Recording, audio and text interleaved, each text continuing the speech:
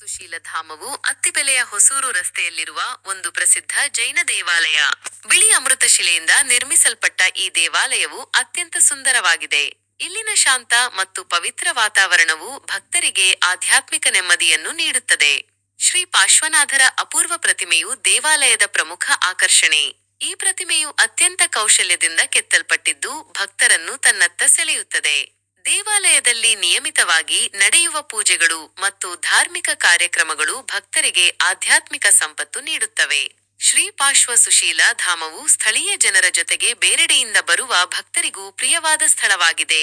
ಈ ದೇವಾಲಯವು ಜೈನ ಧರ್ಮದ ಬಗ್ಗೆ ಆಸಕ್ತಿ ಹೊಂದಿರುವವರಿಗೆ ಮಾತ್ರವಲ್ಲದೆ ಶಾಂತಿ ಮತ್ತು ನೆಮ್ಮದಿಯನ್ನು ಹುಡುಕುವ ಎಲ್ಲರಿಗೂ ತೆರೆದಿದೆ.